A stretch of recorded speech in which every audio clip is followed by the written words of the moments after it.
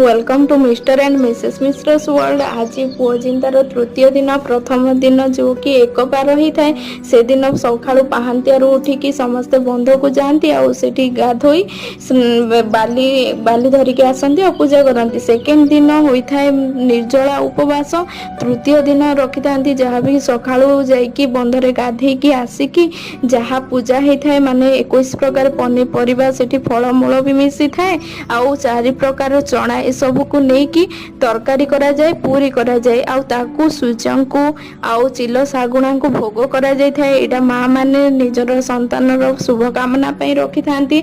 आम ओडिसा रे तो एटा पश्चिम ओडिसा रे बहुत परिमाण रे ही पूजा को करंती। आउ मु देखिछि जे भारत रो समस्त जगह रे एटा हेइथाय किंतु तार ना किछि अलगा हेइथाय। एठी मामा हम 3 जन को बंदेई दउचंदी।